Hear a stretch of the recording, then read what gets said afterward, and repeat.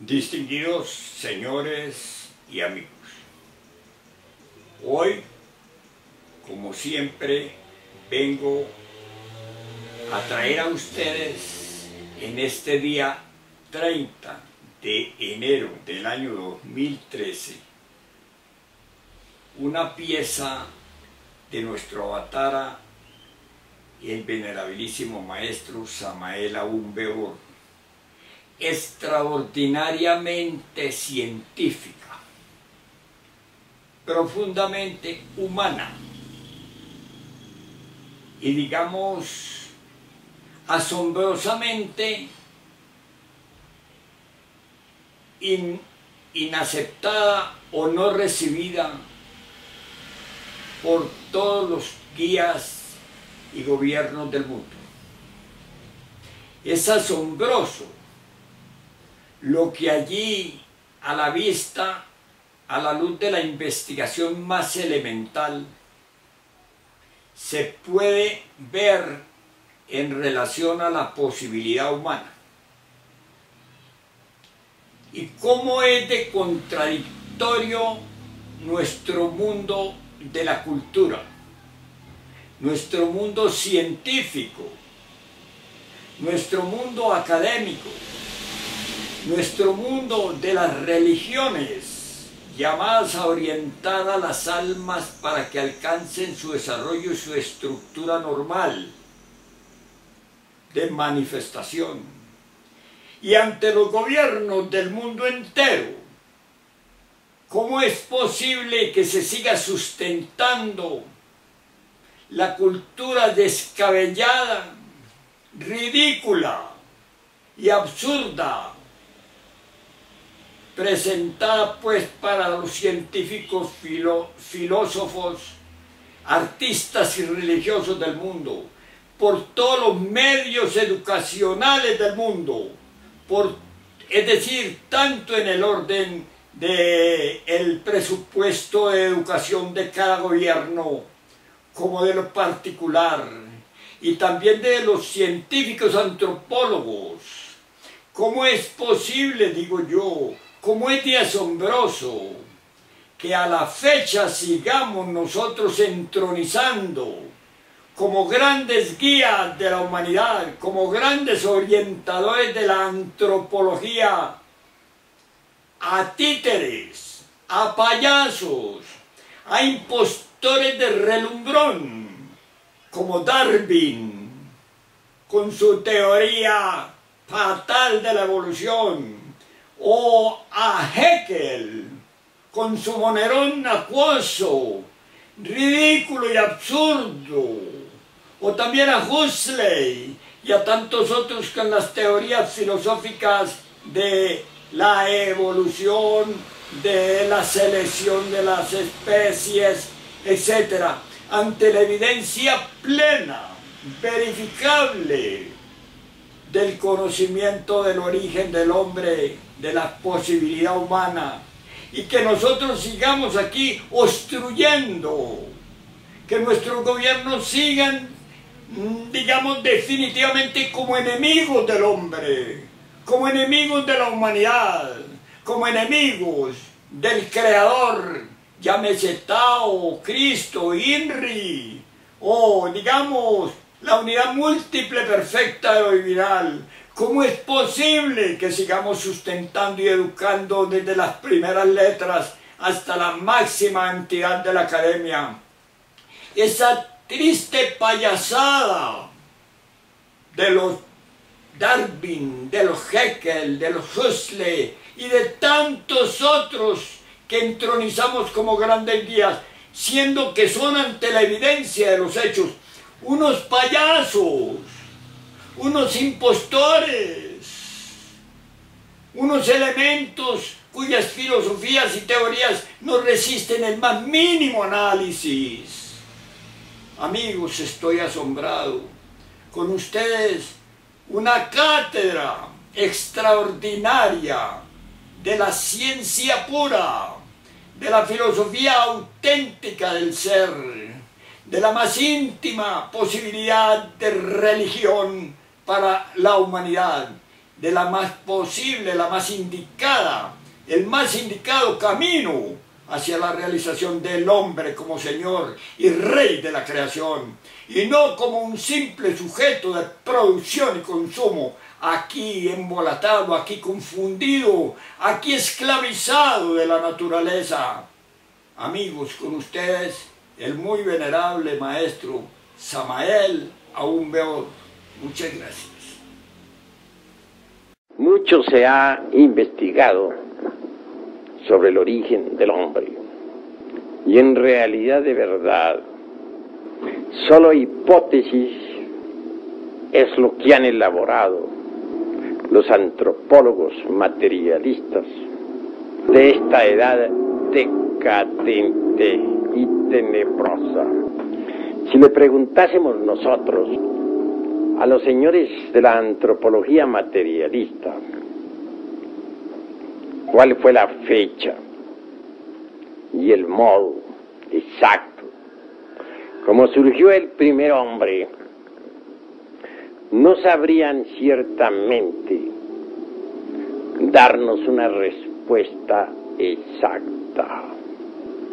Desde las épocas aquellas de Mr. Darwin hasta Haeckel, y posteriormente desde Haeckel hasta nuestros días, han surgido innumerables hipótesis y teorías sobre el origen del hombre.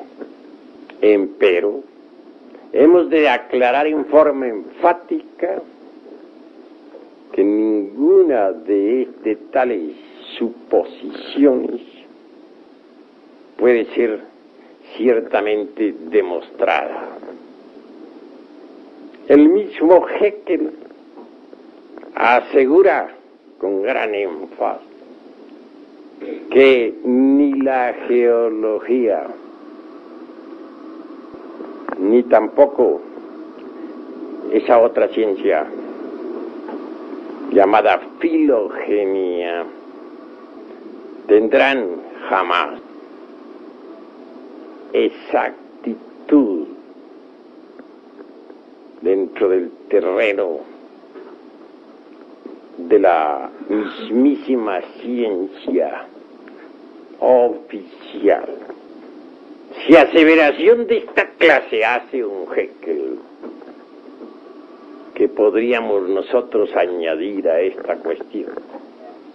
En realidad, esto del origen de la vida y del origen del hombre no podría ser ciertamente conocidos en tanto la humanidad no haya estudiado a fondo la antropología gnóstica. ¿Qué nos dicen los protistas materialistas? ¿Qué afirman ellos con tanta arrogancia? ¿Qué es lo que suponen sobre el origen de la vida y de la psiquis humana? Recordemos con entera claridad meridiana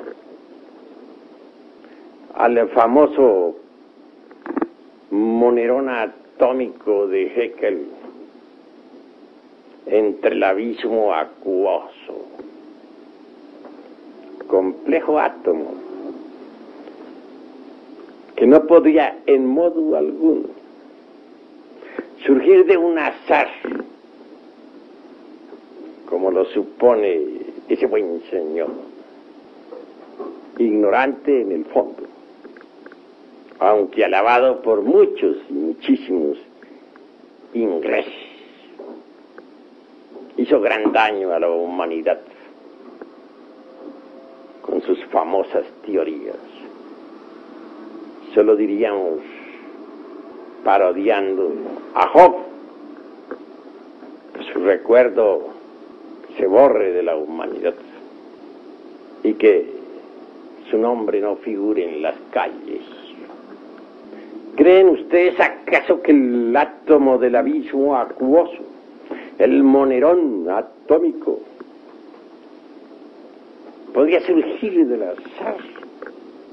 Si para construir una bomba atómica se necesita de la inteligencia de los científicos, ¿cuánto mayor talento se requeriría para la elaboración de un átomo? Si negáramos los principios inteligentes a la naturaleza, la mecánica dejaría de existir, porque no es posible la existencia de la mecánica sin mecánicos. Si alguien considerase posible la existencia de cualquier máquina sin autor, me gustaría que lo demostrara y que pusiese los elementos químicos sobre el tapete del laboratorio para que surgiera un radio, un automóvil, o simplemente una célula orgánica. Creo que ya don Alfonso Herrera, el autor de la plasmogenía, logró fabricar la célula artificial,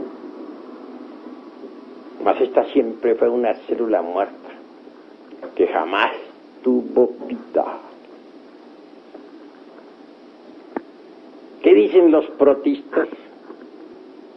Que la conciencia, el cerebro, alma o espíritu, o simplemente los principios psíquicos, no son más que evoluciones moleculares del protoplasma a través de los siglos.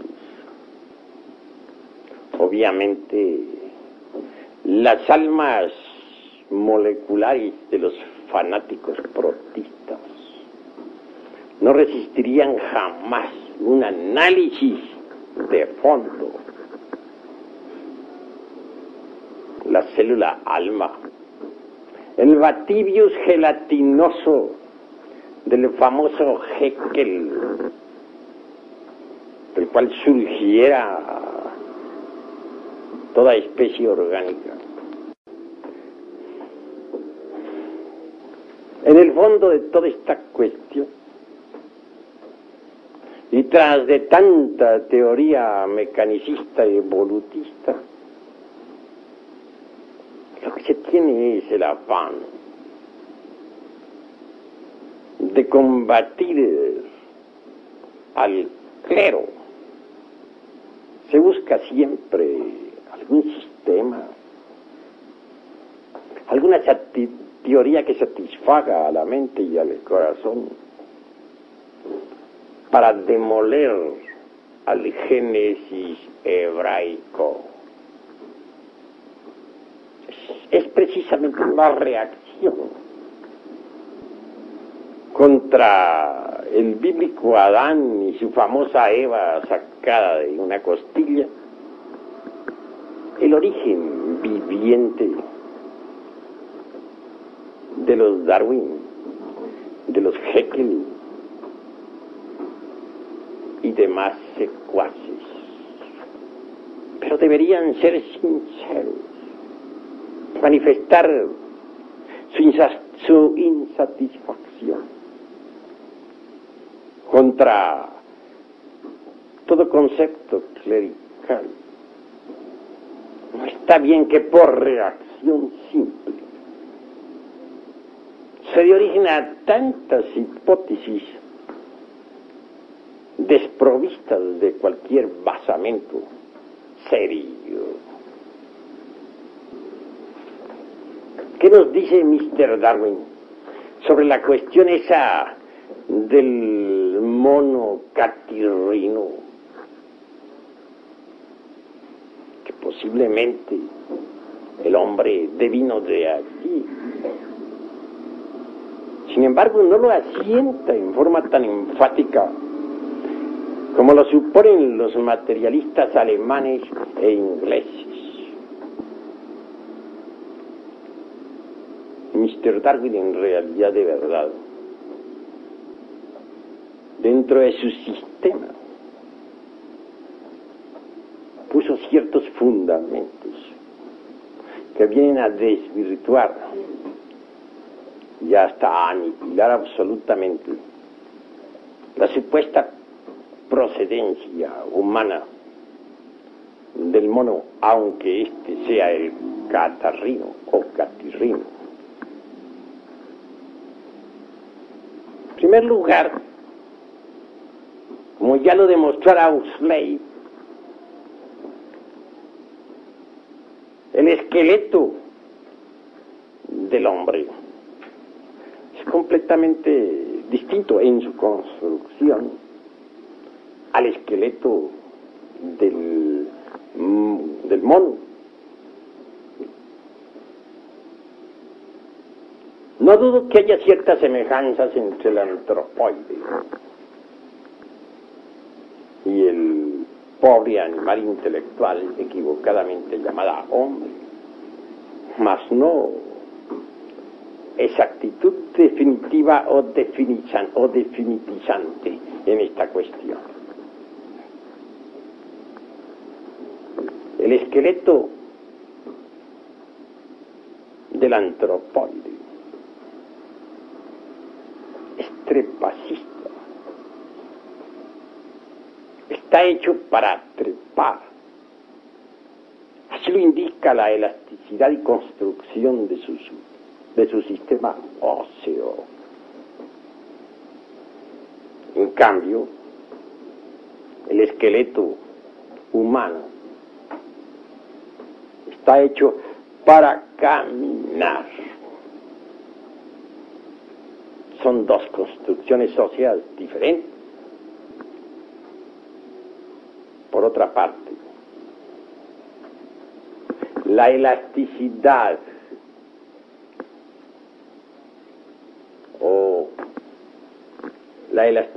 y también el eje, dijéramos, el eje craneal del antropoide y también del ser humano son completamente diferentes, y esto nos deja pensando muy seriamente. Por otra parte, mis estimables hermanos, bien se ha dicho con entera claridad meridiana por los mismísimos antropólogos materialistas que un ser organizado en modo alguno podría venir de otro que marchase a la inversa, ordenado antitéticamente. En esto habría de poner cierto ejemplo. Veamos al hombre y al antropoide. El hombre, aunque en estos tiempos esté degenerado, es un ser organizado. Estudiemos la vida y costumbres del antropoide y vemos que está ordenado en una forma diferente, contraria, antitética. No podría un ser organizado, pues, devenir de otro ordenado en forma opuesta. Y esto lo afirman siempre muy severamente las mismísimas escuelas materialistas. ¿Cuál sería la edad del antropoide? ¿En qué época aparecería sobre la faz de la Tierra? Los primeros simios. Incuestionablemente en el Mioceno. ¿Quién podría negarlo? Tuvo que haber aparecido obviamente en la tercera parte del Mioceno. hace unos 15 a 25 millones de años. ¿Por qué hubieron de aparecer sobre la faz de la Tierra los antropóides?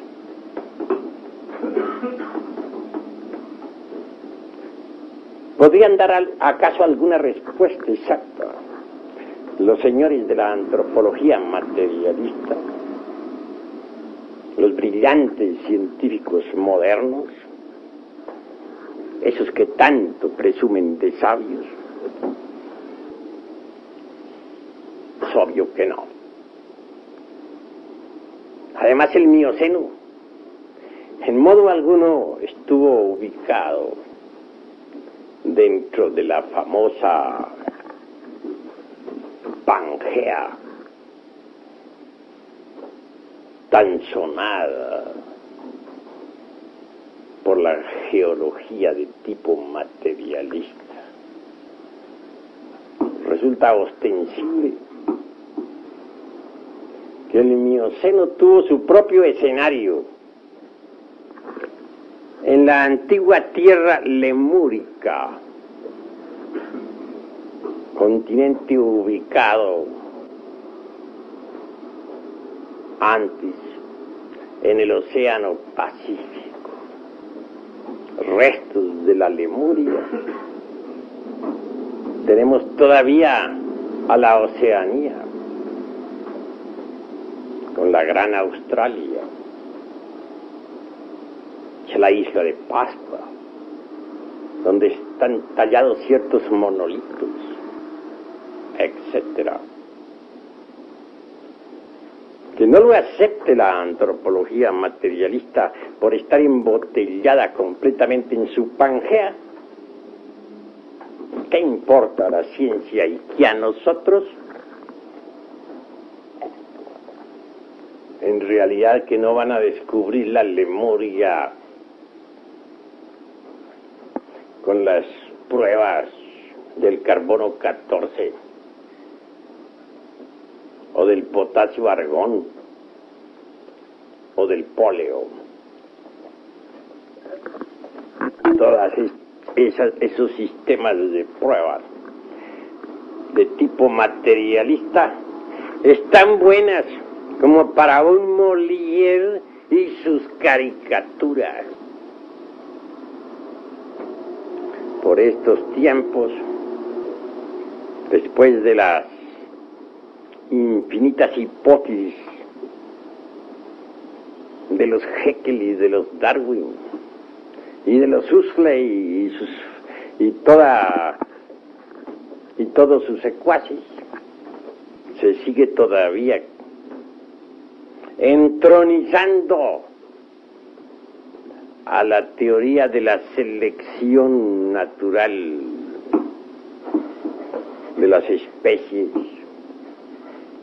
otorgándosele nada menos que el poder de crear nuevas especies. En nombre de la verdad hemos de decir que la selección natural como poder creador es sencillamente un juego de retórica para los ignorantes, algo que no tiene basamentos. Eso de que mediante la selección se logre crear nuevas especies, eso de que mediante la selección selectiva haya surgido el hombre, resulta en el fondo espantosamente ridículo y acusa ignorancia llevada al extremo. No niego la selección natural. Es obvio que esta existe. Pues no tiene el poder de crear nuevas especies. En realidad, de verdad, que lo que existe es la selección fisiológica, la selección de estructuras y la segregación de los más aptos. Eso es todo. llevar a la selección natural hasta el grado de convertirla en un poder creador universal. Ese es el colmo de los colmos. A ningún sabio verdadero se le ocurriría semejante tontería. Nunca se ha visto que mediante la selección natural surja alguna especie nueva. ¿Cuándo? ¿En qué época? Se seleccionan estructuras, sí, no lo negamos. Las más fuertes triunfan. En eso de la lucha por el pan de cada día. En la batalla incesante del cada instante. En que se brega por comer y no ser comido. Obviamente triunfa el más fuerte, que transmite sus características a sus descendientes. Características fisiológicas, características de estructuras. Entonces, los selectos, los más aptos, se segregan y transmiten ellos a sus descendientes tales aptitudes. Así es como se debe entender la ley de la selección natural. Así es como se debe comprender.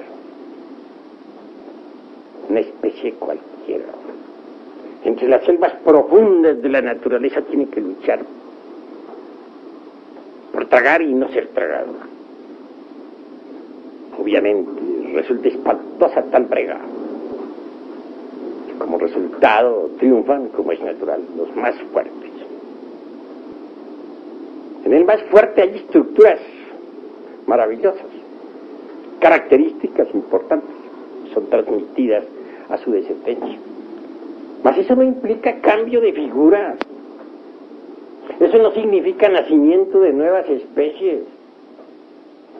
Jamás ningún científico materialista ha visto que de una especie surja otra por ley de selección natural.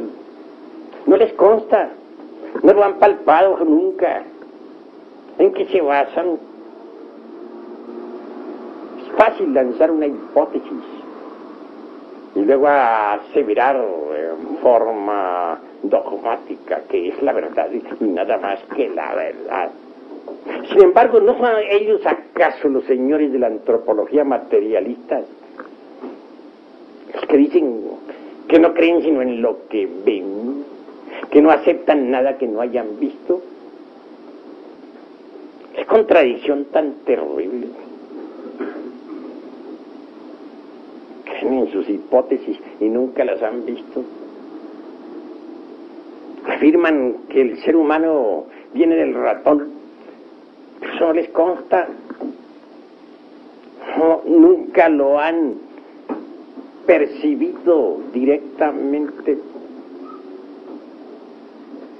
También enfatizan la idea de que venga del mandril. Son innumerables las teorías de estos tontos científicos. Absurdas afirmaciones de hechos que ellos jamás han visto. Nosotros los gnósticos no aceptamos supersticiones y esas son supersticiones absurdas. Nosotros somos matemáticos en la investigación y exigentes en la expresión. No nos gustan tales fantasías. Queremos pactos, hechos concretos y definitivos. Así que, investigando dentro de esta cuestión relacionada con nuestros posibles antecesores, podemos evidenciar claramente el estado caótico en que se encuentra la ciencia materialista, el desorden total de sus mentes degeneradas y la falta de capacidad para la investigación. Esa es la cruda realidad de los hechos. Esta cuestión, este asunto de que de ciertas formas homínidas surjan otras, así porque sí, fundamentados únicamente en pruebas tan ridículas como las del carbono 14, o del potasio argón, o del polen, constituyen en realidad la vergüenza de esta época del siglo XX. Nosotros, los gnósticos, antropólogos, tenemos sistemas diferentes para la investigación.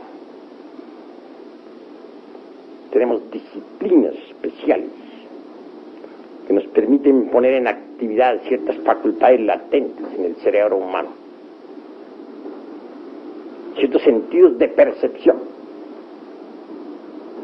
completamente desconocidos para la antropología materialista. Que la naturaleza tenga memoria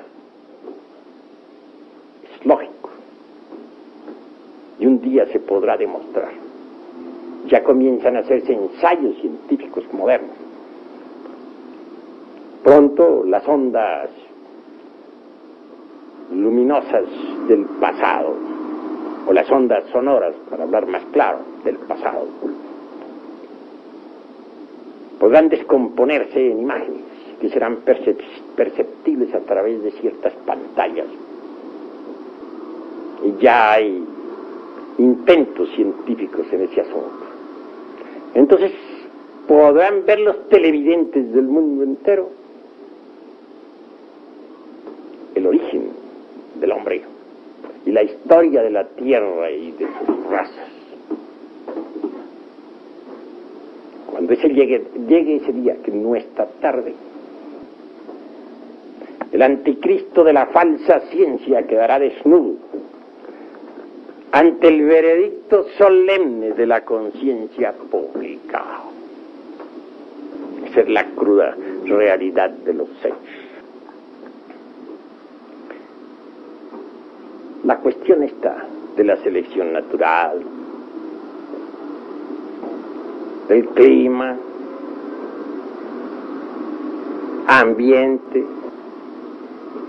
etcétera, etcétera, fascina realmente a muchas gentes. Y por ende, estas se olvidan sobre los tipos originales de los cuales surgieran las especies. Creen los tontos científicos que podría procesarse la selección natural en forma absolutamente mecanicista, sin principios directrices inteligentes. Y eso sería tan absurdo como pensar que podría procesarse cualquier máquina en el mundo sin un principio inteligente,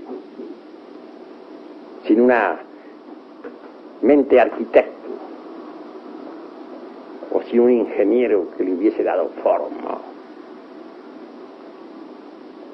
Indubitablemente esos principios inteligentes de la naturaleza solo podrían ser rechazados por los necios, por aquellos que pretenden que cualquier máquina orgánica sea capaz de surgir del acaso. Nunca jamás serían rechazados por los hombres verdaderamente sabios en el sentido más completo de la palabra. A medida que ahondamos en todo esto, vamos viendo todas las fallas de la antropología materialista. Es necesario reflexionar profundamente en todas estas cosas. Si ellos, en vez de asumir esa posición ataque contra cualquier clerigalía,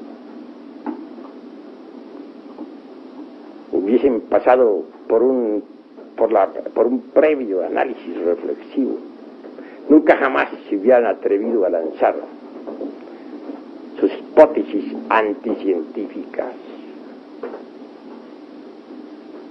Bien sabemos nosotros que la Adán y Eva que tanto molesta a los señores de la antropología materialista no es más que un símbolo. Aunque ellos, los señores antropólogos profanos, quieran refutar al Génesis, es bueno que entiendan, que entendamos todos, que el Génesis es tan solo un tratado de alquimia para alquimistas y que nunca jamás se debería aceptar en forma literal. Así que se esfuerzan los señores de la antropología materialista por refutar algo que ni siquiera conocen. Por eso me atrevo a decir sencillamente que sus hipótesis no tienen nunca base seria. El mismo Mr. Darwin jamás pensó ir tan lejos con sus doctrinas.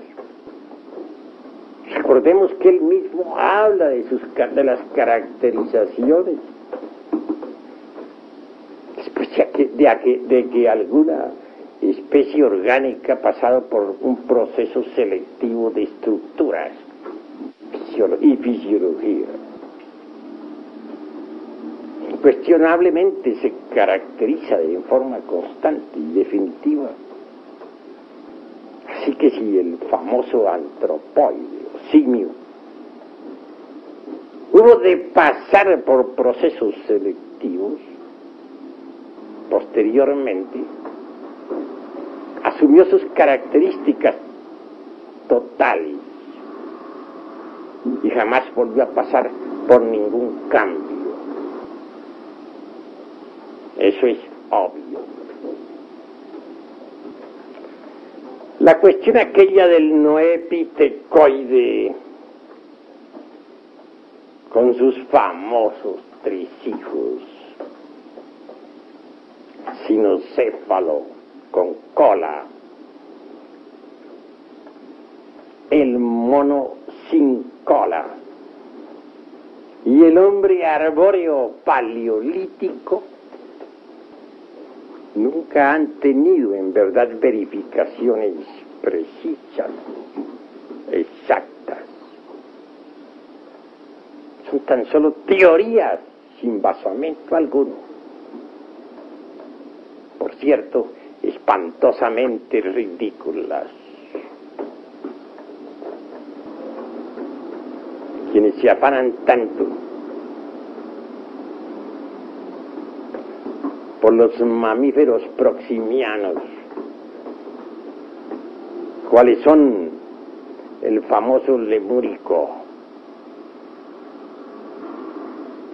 se ve que ni remotamente sospechan lo que es el hombre en sí mismo y su origen.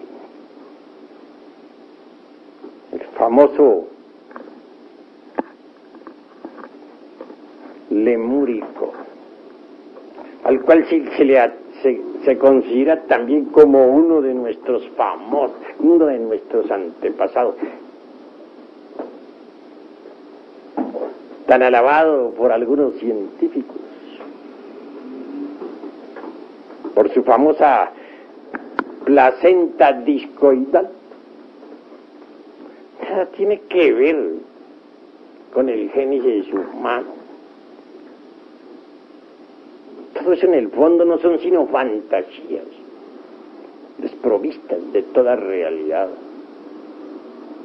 Entran los famosos científicos materialistas en acción para estudiar la evolución mecánica de la especie humana o de cualquiera de las otras especies. especies.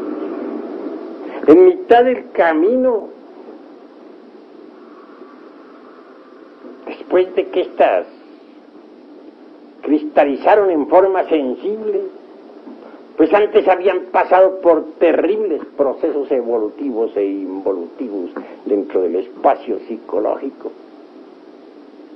en lo hipersensible, en las dimensiones superiores de la naturaleza y del cosmos.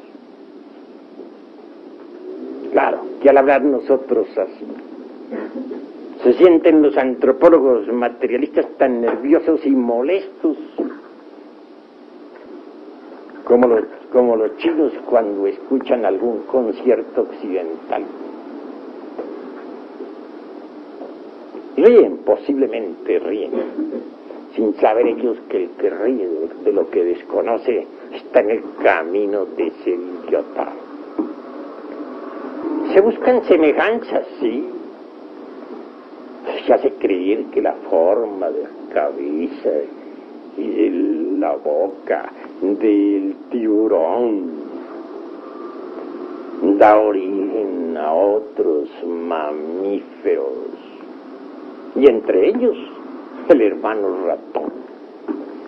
Ahora el ratón pasó a ser un gran señor, pues es nada menos que nuestro antepasado, el antecesor de los Jekyll y de los Darwin, posiblemente, o de los Huxley, o de los famosos faraones del viejo Egipto,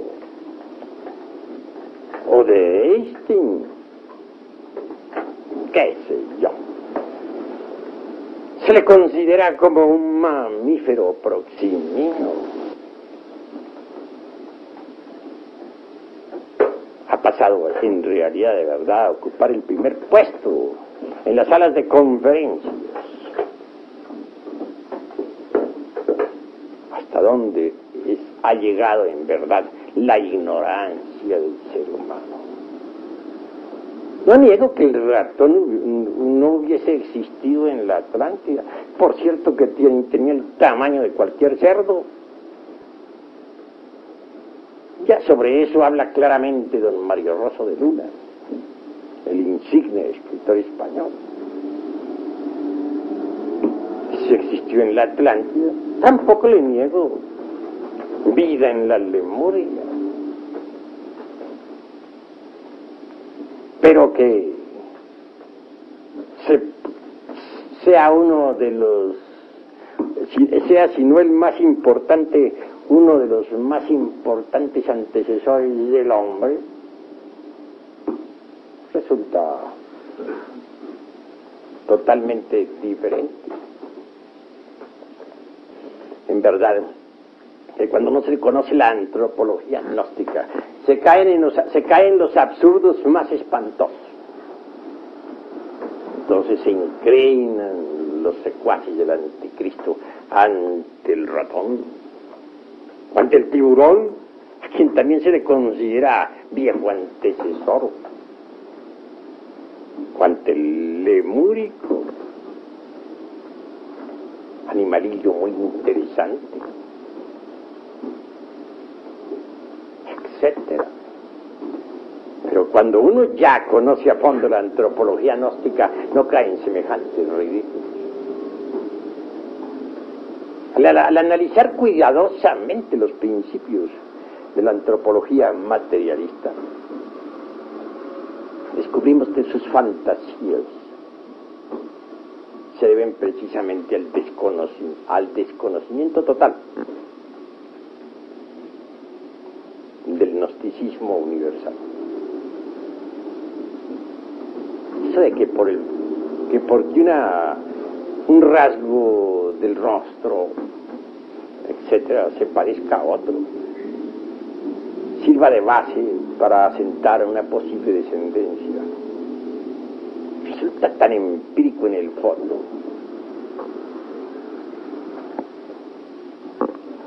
como aquellos que suponen que el hombre fue hecho de barro,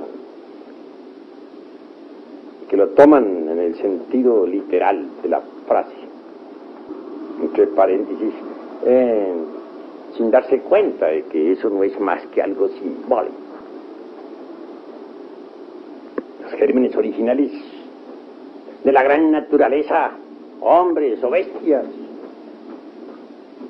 se desarrollan siempre en el espacio psicológico y dentro de las dimensiones superiores, antes de cristalizar en forma física. No hay duda de que son similares en sus construcciones, de manera que no podrían jamás servir de basamento o de fundamento para sentar una teoría, o simplemente para lanzar un concepto básico. Se diferencian los gérmenes a medida que cristalizan y lentamente eso es apenas normal. El origen del hombre es algo más profundo. Se desenvolvió desde el caos en las dimensiones superiores de la naturaleza hasta cristalizar en forma sencilla en los antiguos tiempos.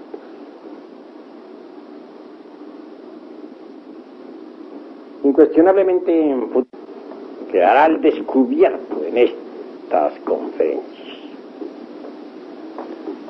qué causas primarias y secundarias dieron origen a la humana especie. ¿Conocen acaso esto los antropólogos materialistas? Los mismos científicos secuaces de Haeckel saben muy bien que todo el pasado geológico y la filogenia materialista jamás llegarán a ser ciencia exacta. Así lo han afirmado, así lo han dicho. Entonces, ¿qué?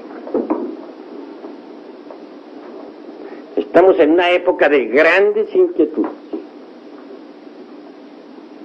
y el misterio del origen del hombre debe ser aclarado. El terreno de las hipótesis es deleznable. Es como un paredón sin cimientos. Basta darle un ligero empujón para convertirle en menudo sedimento. Lo más grave de la antropología materialista es negar los principios inteligentes de la maquinaria universal. Obviamente, tal actitud deja a la maquinaria sin base, sin fundamentos. No es posible que la máquina ande o sea construida al azar. Los principios inteligentes de la naturaleza están activos y en todo proceso selectivo se manifiestan ellos sabiamente. Absurdo resulta también embotellarnos en el dogma de la mecánica evolutiva. Si en la naturaleza existen los principios constructivos, incuestionablemente existen también los destructivos.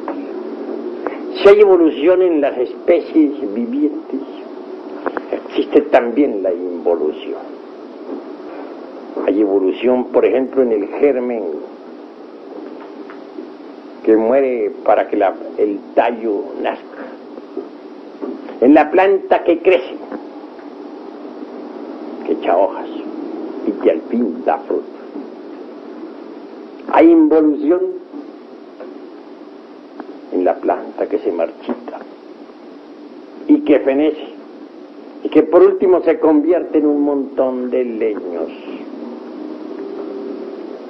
Hay evolución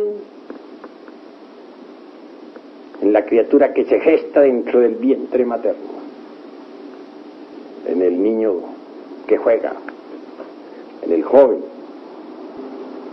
Hay involución en el anciano que decrece y que al fin muere.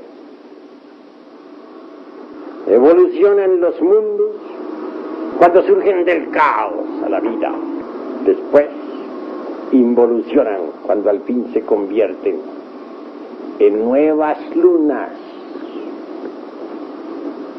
Así es que si consideramos la antropología exclusivamente a través de la mecánica evolutiva, estamos hablando en forma parcial. Caemos en el error. Mas si estudiamos la antropología también a la luz de la involución, entonces marchamos equilibradamente, porque evolución e involución constituyen el eje mecánico de toda la naturaleza. Así que considerar que la evolución es la única base de todo este gran mecanismo natural resulta absurdo en forma total. Tenemos que considerar la vida y la muerte, los tiempos de desarrollo y los tiempos de caducidad. Solo así marcharemos correctamente dentro de la dialéctica gnóstica en su forma integral. En modo alguno estamos dispuestos nosotros a quedar embotellados en el dogma materialista evolutivo. Tenemos que estudiar también los procesos involutivos de la antropología, o marchamos por el camino del error.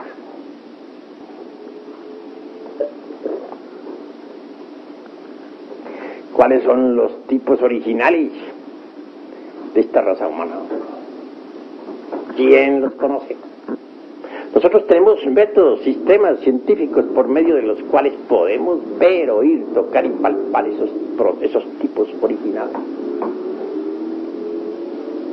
Sabemos muy bien que antes de que el animal intelectual apareciera sobre la faz de la Tierra, en la Atlántida de Platón, que no es una simple fantasía como pretenden los fanáticos ignorantes de la famosa Pangea materialista, apareció en realidad de verdad el animal intelectual. En la Lemuria existió el hombre, lo mismo que en la época hiperbórea y polar.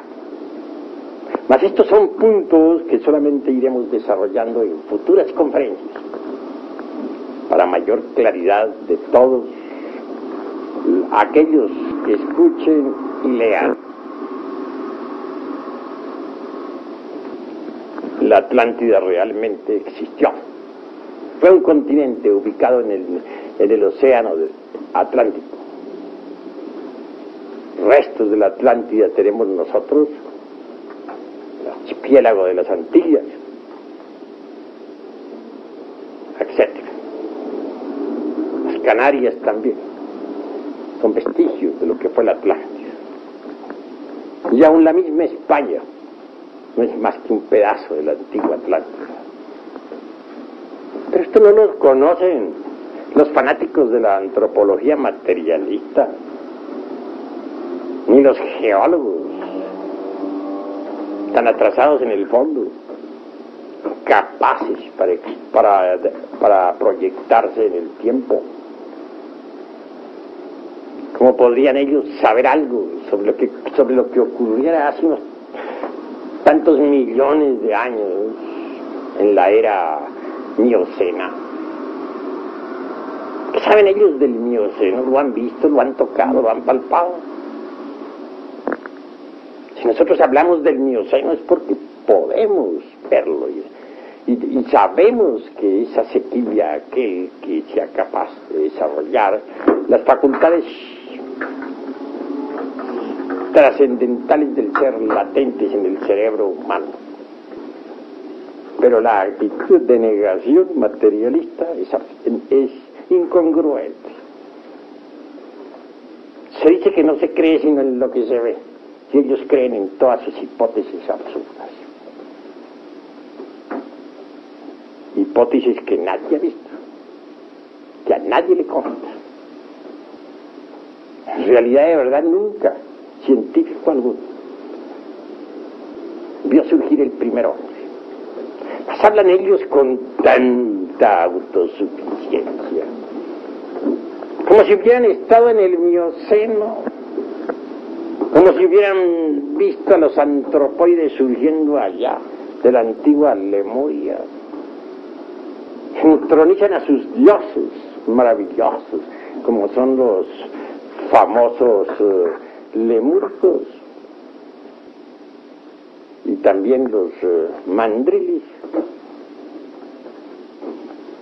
como proximianos sublimes, de los cuales descendemos. ¿Les consta eso? ¿Lo han visto alguna vez? Nunca. ¿En qué se basan? En cosas que no han visto. No son ellos mismos los que dicen que no creen sino en lo que ven. Entonces, ¿por qué están creyendo en lo que nunca han visto? ¿No es acaso esto una contradicción? ¿No resulta en el fondo esto incongruente? Bueno, hasta aquí mi conferencia de esta noche. Si hay alguna pregunta, pueden hacerla sin salirse exactamente de lo que estamos enseñando. A ver, pregunten. Se dice que el cambio de una especie a otra, en la física se dice que es por mutación, en un proceso de herencia, ¿no?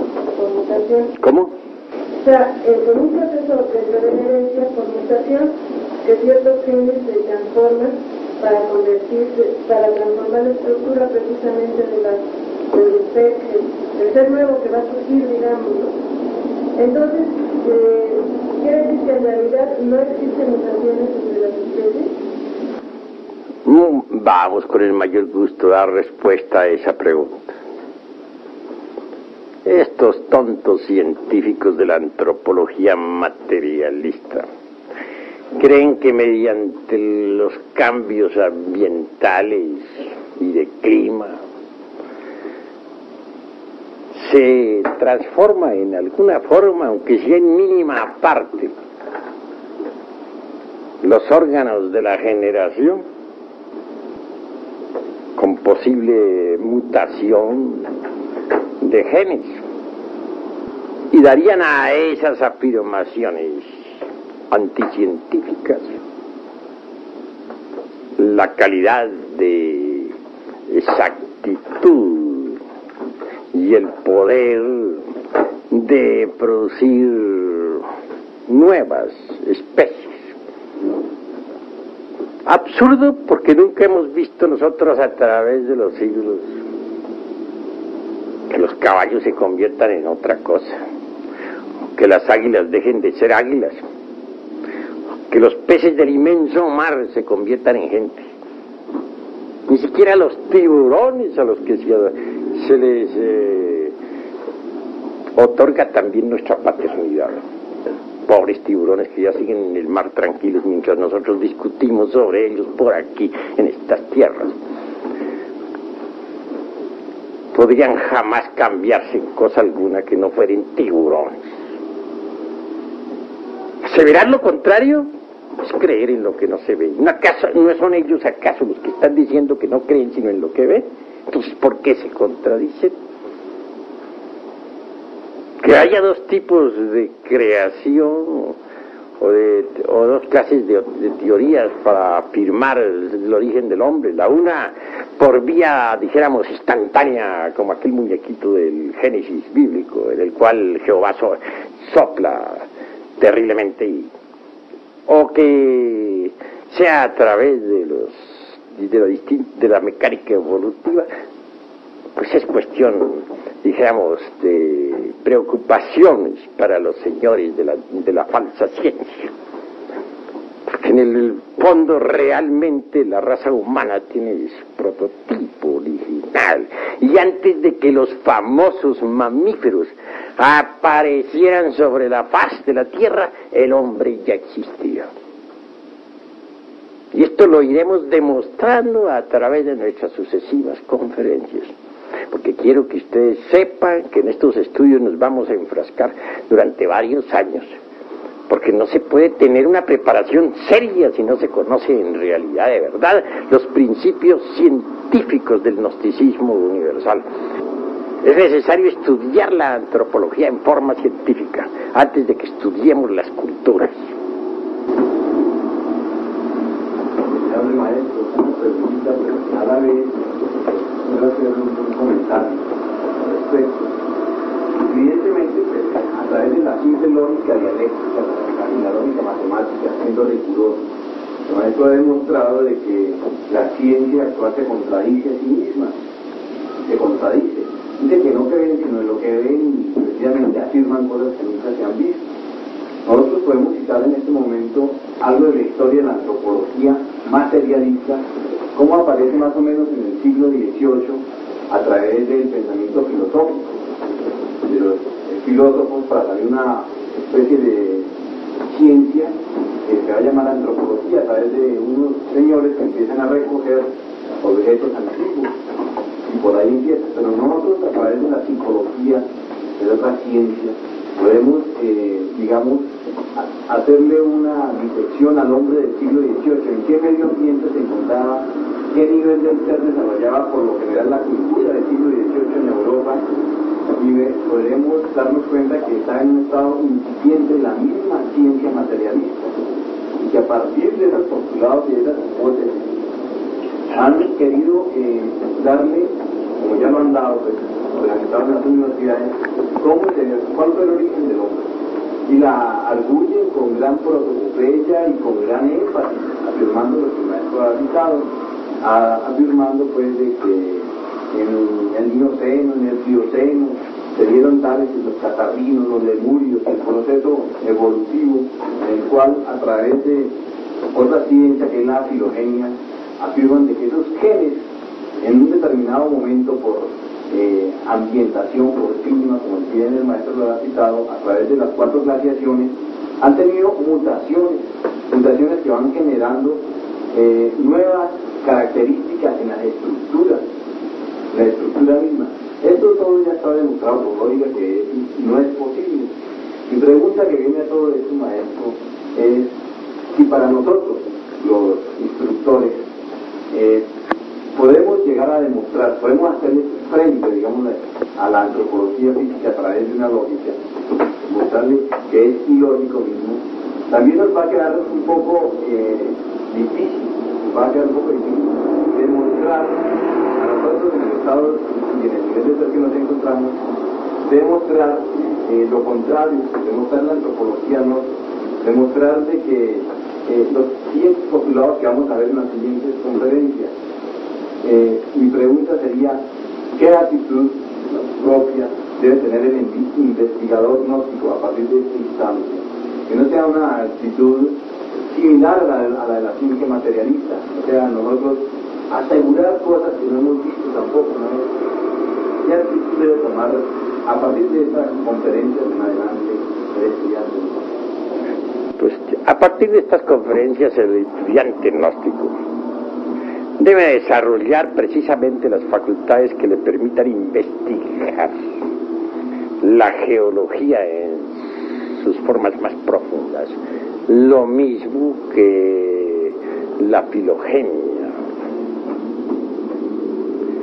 Indubtablemente la ciencia de la meditación, tal como nosotros la vamos dando, permitirá a nuestros estudiantes llegar a ser verdaderamente idóneos en la investigación. Eso es obvio.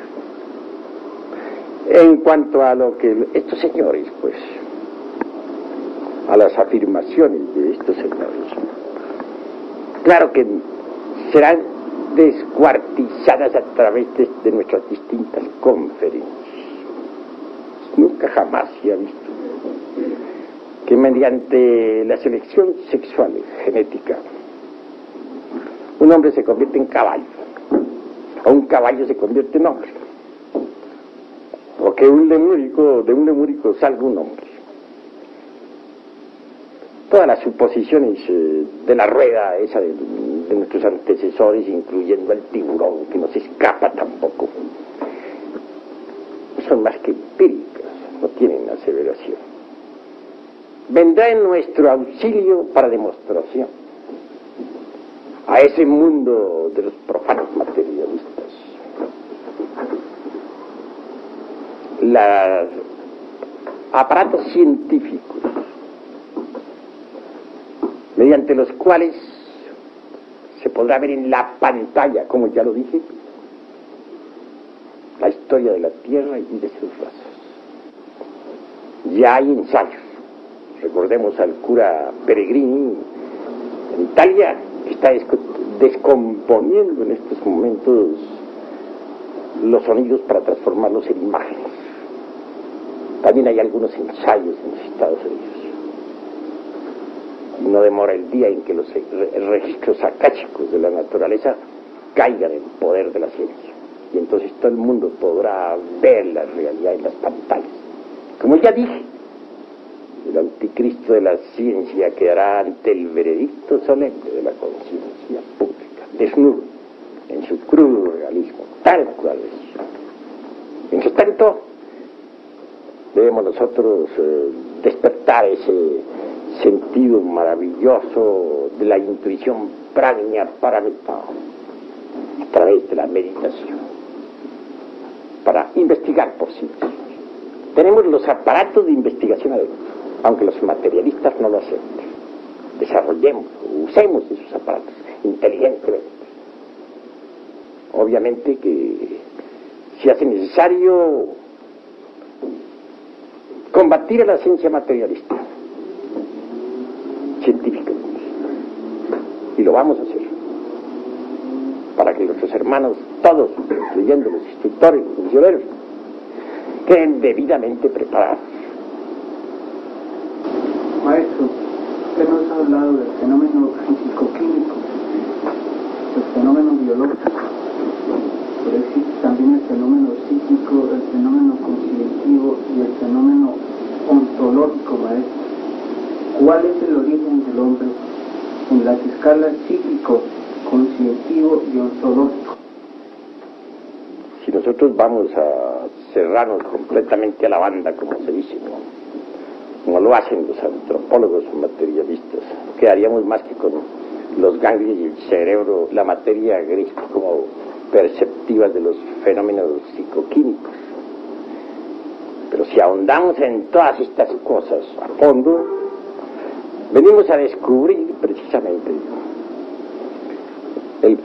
que estos tres fenómenos de los cuales tú hablas, o sea, el psicoquímico, el conscientivo y el ontológico, como escalas distintas de los niveles del ser.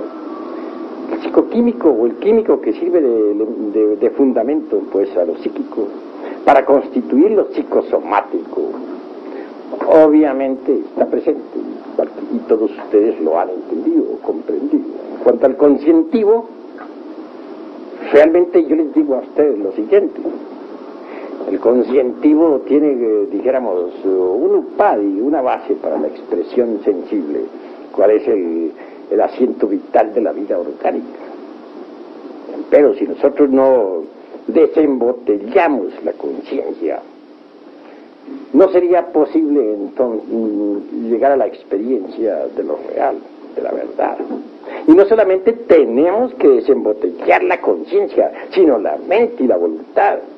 Tenemos que convertirnos en individuos idóneos para la investigación, porque en realidad, de verdad, dentro del ego, dentro de los agregados psíquicos inhumanos que llevamos dentro, tenemos nosotros la embutida, la mente y la voluntad y la conciencia. La mente es importante para el estudio, para el análisis, pero la gente no tiene mente íntegra, total, individual. La gente tiene la mente dispersa, embotellada entre los distintos elementos psíquicos indeseables. Por estos tiempos se habla, por ejemplo, mucho de dinámica mental. ¿Cómo puede uno realmente llegar a la cuestión esa de la dinámica mental, ejercerla con maestría, si tiene la mente embotellada entre los distintos elementos inhumanos que lleva en su interior? Es obvio que debe desintegrar tales elementos para tener mente íntegra, total, no dividida por el proceso de la opción, no dividida por el proceso electivo, una mente que realmente se manifiesta en forma íntegra.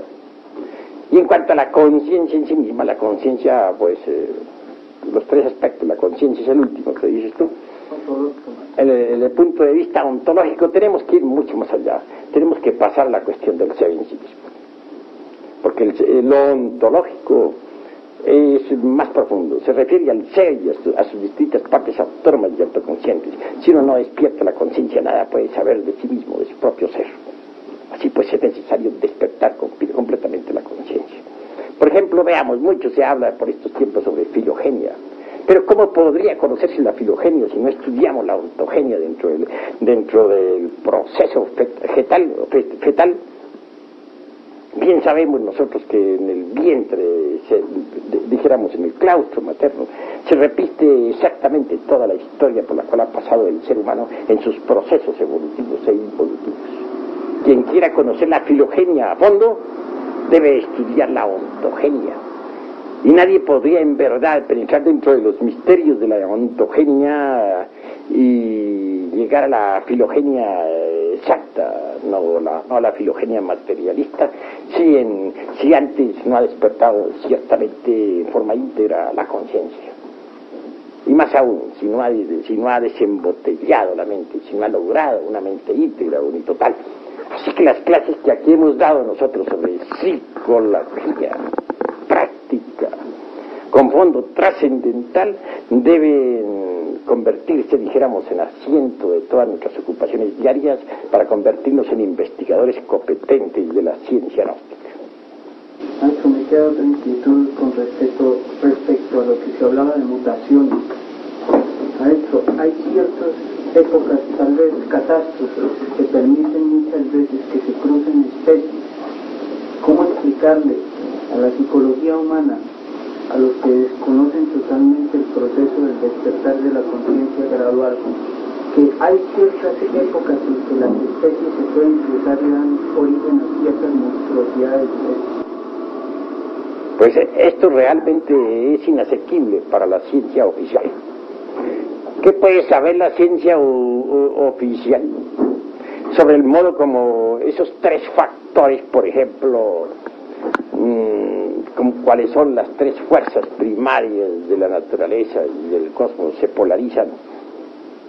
Incuestionablemente que eso nadie lo puede negar, que las tres fuerzas se polarizan, a veces en una forma, a veces en otra, a veces se permite que hayan ciertos cruzamientos y en otras épocas esos cruzamientos resultan algo más que imposible debido precisamente a la mismísima polarización. Por ejemplo, el chango, y esto que estoy diciendo no es para la conferencia, ni va a quedar grabado, lo que dijimos sobre la conferencia es hasta donde dije, aquí termina la conferencia.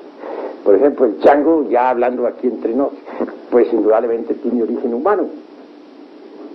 Fue una época en que cierta raza lemur humana y muy humana se mezcló con bestias de la naturaleza. También al final de la Atlántida se vieron esas mezclas. Pero eso fue en esa época, en que el oquidano activo, omnipresente, omnipenetrante, se desdobló en los tres factores y estos se polarizaron en cierta forma y de cierta manera que permitió que los seres humanos se mezclaran con especies animales. Y de allí surgieron changos. Tanto en Lemuria hubo changos durante el Mioceno como también los hubo en la Atlántida. De eso trataremos más adelante y en forma seria en estudios científicos. Claro que lo que en este momento estamos platicando es aquí entre nosotros, no está incluido dentro de la conferencia. A ver.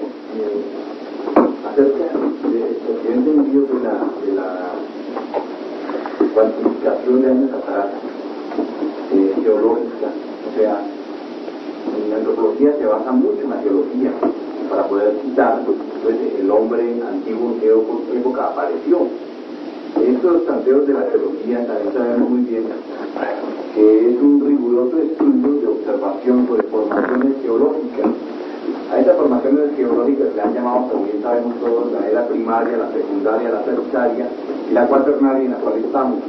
En la era terciaria y secundaria, donde aparecen estos periodos de Mioceno, Plioceno, Oligoceno, se les da un dato aproximado a través de las pruebas de las computaciones, a través del polen, o a través de también de algunas técnicas geológicas.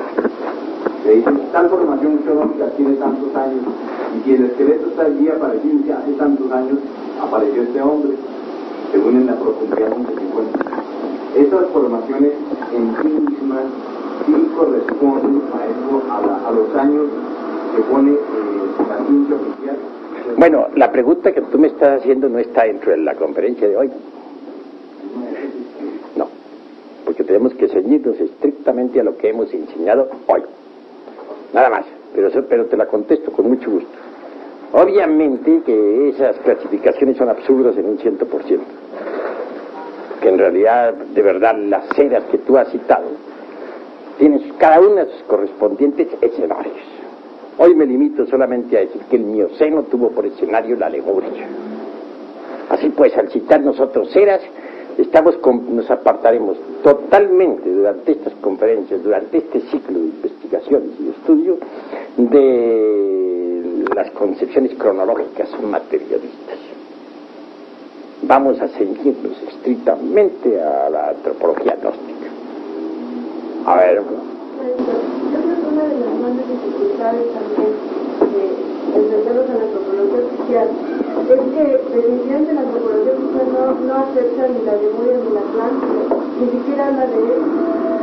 Entonces, bueno, por lo que yo he llegado a comprender con una combinación de los dos estudios, es de que la antropología oficial trata de entender el origen del hombre, de la raza aria, nada más centrándose así, sin pensar en que hay lemúricos ni que hay atlantes tampoco.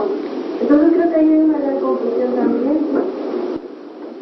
No ignoramos eso, pero ¿qué importa eso a la ciencia y que a nosotros? Ya he dicho, el que ríe de lo que desconoce está en el camino de ser idiota.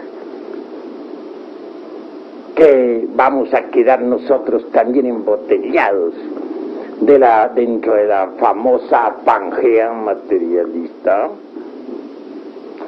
o vamos acaso nosotros a combinar la antropología gnóstica con la antropología de los ignorantes materialistas, enemigos del eterno.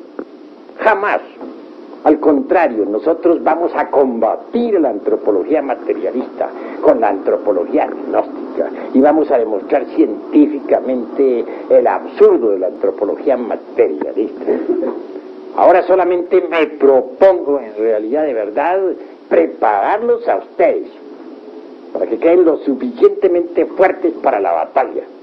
Dentro de algunos tiempo, cuando estén preparados, en verdad retaremos públicamente a la antropología materialista ante el veredicto solemne de la conciencia pública y científicamente los venceremos en el campo de batalla. Eso es todo. A ver. Perdone, maestro, que yo insisto en la misma pregunta, tal vez la gestioné mal. Yo digo que ya que vamos a combatir, ya que el maestro dice que vamos a combatir a la antropología científica en un tiempo con bases sólidas, la antropología física científica se basa, maestro, la base del hombre está en la tierra. O sea, los primeros estudios de antropología empiezan por la geología. Nosotros también debemos tener una claridad sobre la geología de este planeta, ¿no? La formación de este planeta. Ellos empiezan muy bien, nosotros sabemos que la antropología empieza explicando la formación del planeta. Después, explicando la aparición de la vida en el planeta y luego cómo la vida fue evolucionando ya de algas marinas, animales, a tiburones y así sucesivamente. ¿Cuál es? Mi pregunta volvía, esas teorías geológicas que existen las vamos a ver nosotros. Vamos a tener también una base a través del planeta. ¿Cómo podría ocurrirles a ustedes que fuéramos todos nosotros a estudiar la antropología, excluyendo la geología? ¿Sería eso tan absurdo como querer que un drama se representara sin escenario, en el aire, así porque sí? Todo el drama de la vida humana, toda la historia de la Tierra y de sus razas se ha desenvuelto dentro de distintos periodos geológicos. Y por tanto, a través de estos estudios se van contemplando esos periodos geológicos. Mas no vamos a desenvolver nuestra didáctica de acuerdo con el programa de la antropología materialista, porque no somos copiones. Sencillamente vamos a ir desarrollando todas estas cuestiones antropológicas y geológicas de acuerdo con nuestra propia dialéctica.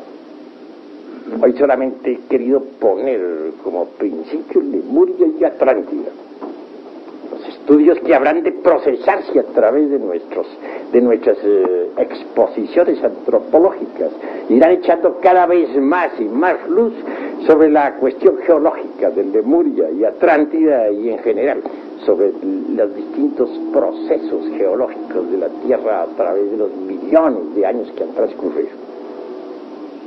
Porque no en modo alguno vamos a enseñar antropología excluyendo la geología y las distintas eras históricas. Eso sería absurdo. Así que se tenga en cuenta, nosotros no necesitamos tomar prestado nada de la geología, de la antropología materialista. Únicamente vamos a poner las cartas sobre la mesa y a demostrarle al mundo que la antropología materialista es falsa en un 100%. Eso es todo. A ver, hable. Quería referirme en general, maestro, a algunas preguntas que se han hecho que demuestran, pues, en el fondo quizás algo de temor a las confrontaciones futuras que se tengan, ¿no?, con los antropólogos científicos. Yo diría, venerable, que no puede ser antropólogo aquel que no se conoce a sí mismo. Por ahí podríamos nosotros empezar a confrontar a la antropología científica. Usted estudia al hombre, usted se conoce a sí mismo. Usted quiere hallar el origen de la vida está en usted mismo. Como es un pedazo de carne, un sándwich, y se transforma en vida, investigue el origen de la vida en usted. ¿Para qué tiene que estar haciendo excavaciones para usted mismo? ¿No? Entonces nosotros realmente tenemos los métodos, la lógica trascendental, el conocimiento sublime que nos permitirá demostrar a los demás, no en base a simples lecturas, sino a investigaciones concretas. Ahora mi pregunta, pues, era la siguiente. Se ha hablado de la selección natural, de la lucha. Bueno, pero ¿cuál es tu pregunta? Primero me planteas algo, eso no es pregunta. No, pero yo... Porque voy a contestar primero, luego viene la segunda. Tenemos que ser exactos en todo. Indudablemente, mis queridos amigos y hermanos, pues conociéndose uno a sí mismo, conoce el universo, conoce la Tierra, conoce todo lo que es, pero a los geólogos, a los antropólogos, materialistas, no nos vamos a convencer con ese razonamiento. Es exacto para nosotros, pero ellos no lo entienden ni lo aceptan. Así pues a ellos vamos a combatir con nuestra dialéctica científica. Y eso es todo. Ahora habla tú. Bueno, se hablaba de la selección natural, maestro. Entonces nosotros hemos venido observando que algunas especies han desaparecido. Entonces nuestra pregunta es si las especies realmente desaparecen o se reabsorben en sus arquetipos primigenios para luego reaparecer en otra futura ocasión de acuerdo a los ciclos vitales de un planeta. Ya hablé sobre eso en un mensaje de Navidad anterior que ustedes conocieron. Hablé sobre los gérmenes de la vida. Entonces dije que esos gérmenes estaban contenidos aquí mismo en la naturaleza y que tienen sus tiempos de evolución y de involución. Una especie, por ejemplo, sale desde su estado germinal cuando es su tiempo, su hora, en el medio ambiente que le pertenece, etc. Entonces se le ve en evolución. Cuando las condiciones del medio ambiente cambian, entonces esa especie involuciona y al fin desaparece, pero al desaparecer quedan sus gérmenes suspensos en la atmósfera, en la naturaleza. Si se crearan artificialmente condiciones similares a las que existieron en aquella época, esa especie volvería a aparecer y luego desaparecería otra vez al desaparecer esas condiciones. Así pues que las especies, las gérmenes, todo lo que es, ha sido y será, tiene sus tiempos de manifestación y sus tiempos de pralaya. O sea que con esta explicación, maestro, se le da un golpe, digámoslo así, fulminante a ese aspecto de la creación por selección natural. Pues sí. Los científicos materialistas tienen tan absurdos como suponer, por ejemplo, que las especies pueden tener cambios espontáneos, variaciones accidentales, Y sin embargo, ellos mismos han asentado el dogma de que estamos en un universo de fuerza, de materia y de necesidad. ¿No es acaso esto incongruente y absurdo? Bueno, hasta aquí porque nos hace muy largo la cuestión. 50 millones de años.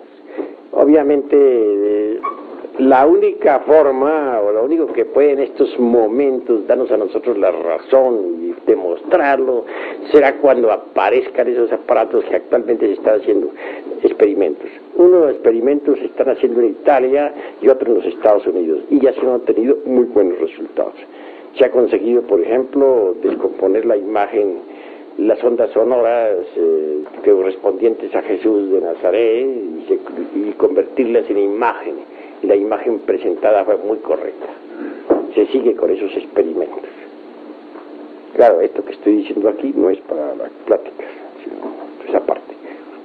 Pero mientras llegue ese día, no nos queda más remedio que apelar nosotros a la intuición del Prajna Paramita, que sí nos permite investigar. Ese sentido Prajna Paramita, en su grado más elevado, nos permite investigar los registros akáshicos de la naturaleza. Así que, en nuestro auxilio y para demostrar a las gentes, tenemos que aguantamos un poquito. Tenemos que aguardar sencillamente que se perfeccionen los aparatos que en Estados Unidos e Italia en este momento se están perfeccionando. La descomposición de las ondas sonoras del pasado en figuras, en imágenes. Se está ya marchando por ese camino. Antes no sería posible. Antes tenemos nosotros, si alguien quiere comprobar lo que estamos diciendo, tiene que entrar en nuestros estudios y dedicarse a desarrollar el sentido llamado intuición Prajna Paramita. Si la desarrolla, si sigue nuestras indicaciones, por sí mismo podrá evidenciarlo. Eso es claro. ¿Hay alguna otra pregunta? Gracias, maestro. ¿A qué se refiere exactamente la Pangea? La Pangea se refiere pues a los continentes flotantes que un día estuvo Europa y América unidos y se fueron separando poco a poco a través del tiempo. Que Asia y América también que estuvieron muy cerca y luego se fueron alejando. Ya don Mario Rosso de Luna ha hablado ampliamente sobre la cuestión de los continentes flotantes. Ya sabemos que don Mario Rosso de Luna fue todo un gnóstico y todo un esoterista de verdad, ¿verdad? Sí. A ver. ¿Qué condiciones se presentaron o se necesitan para un cambio de una dimensión a otra y de una morfología a otra? Pues es claro que conforme la morfología del planeta Tierra cambia la morfología también de las criaturas. No es el antecesor legítimo humano muy semejante al antropoide, más no es un antropoide, ni nada que se le parezca, pinta una similitud nada más, de la época antigua, antes de que surgieran las actividades en el mundo propiamente físico-químico. Es decir, de la época aquella de la cuarta dimensión, cuando se desenvolvía la vida animal en esa cuarta coordenada, pues pasó por cierta metamorfosis, como la Tierra también pasó. Y resultó de ahí el hombre protoplasmático de la época polar. Ese hombre protoplasmático, a su vez, conforme la Tierra fue pasando por sus metamorfosis, conforme la Tierra fue cambiando su morfología, también fue cambiando él su morfología. Vienen en nuestro auxilio en este momento las tribus de la Australia. Su morfología guarda mucha relación con aquella isla que parece más bien un continente. Se encuentra en un estado bastante lamentable, por cierto. ¿Hay algo más? Bueno, según la ciencia materialista, los vehículos más lejanos se encuentran es del orden de 35.000 años, los vestigios de antropoides que pueden asemejarse al hombre. Nosotros la distancia que tenemos marca es de 350 millones de años. Ahora bien, esos 350 millones corresponden a un hombre o a la etapa de evolución del hombre por las diferentes condiciones. Bueno, hemos hablado de la época en que apareció el hombre. Hemos hablado de la tierra protoplasmática. Hemos hablado de la época en que el primer intento de hombre pasó por una transformación de su morfología, conforme la tierra también pasó por la misma transformación. De eso hemos hablado. Pero en cuanto a la afirmación que dices tú, de que los materialistas dicen que los datos que se tienen sobre el hombre, cuando mucho datan de 35.000 años, está un poco equivocado en tu concepto. Porque ellos aceptan, por ejemplo, para el Mioceno, tercera parte del Eoceno, unas edades que figuran entre los 15 y los 25 millones de años. Eso se ha aceptado oficialmente actualmente. De manera que ese concepto que tú tienes, más bien, el resultado ahora es temporal. ¿Alguno otro tiene algo que decir? Maestro, cuando la esencia, a través de la ley evolutiva, pasa del estado del animal al estado del hombre, ¿tiene de una esencia animal específica o no? Repite la pregunta, a ver. Cuando la esencia, por la ley evolutiva, pasa del estado de animal al estado de hombre, ¿tiene de una especie animal específica o no? Pues hay distintas líneas por donde se puede ingresar al estado humano. Eso es obvio, no es una especie definida. Claro está que no. Hay distintas líneas por donde se ingresa al estado humano. Ahora hay que tener en cuenta también, y eso lo trataremos después en próximas pláticas, que no solamente existe la evolución, existe también la involución. Al final de cada subraza, de cualquier raza, hay involución. Y al final mismo de toda raza hay involución. Eso es obvio, pero sobre eso nos ocuparemos más tarde. ¿Alguna otra pregunta? Sí. Maestro, usted habló de la cuarta, quinta y sexta dimensión. Hasta donde tengo entendido, a medida, entre más alta sea la dimensión, más sutileza de la materia hay, ¿verdad? Así es. La quinta es más sutil que la cuarta, la sexta que la quinta. Así es. Entonces, ¿por qué razón están ubicados estos reinos en forma inversa? En la cuarta el animal, en la quinta el vegetal, en la sexta el mineral, que es el más denso. Porque, ahora concretando, porque esto no lo vamos a grabar para conferencia, puesto que los señores materialistas tenemos que hablar en forma diferente, no lo vamos a concretar para el libro, aclaro, sino aquí entre nosotros diré lo siguiente. En el mundo de la mente, naturalmente que se desarrolló la primera ronda de evolución. Lo primero que surgió allí fue el reino mineral. En el mundo astral surgió el reino vegetal. En el mundo etérico surgió el reino animal. Y en el mundo físico ya apareció el hombre sobre el casquete polar del norte. La primera raza, la raza protoplasmática. Después vinieron los hiperbóreos, después los lemurios, después los atlantes y después los asios, todos nosotros. Y dicen, claro, que cuando uno está estudiando esas cuestiones en los mundos internos, pues ve las cosas en cierta forma que tiene que muy distinto y tiene que saberlo entender. Por ejemplo, es claro que las mónadas del reino mineral, durante la primera ronda, pues tienen figura humana.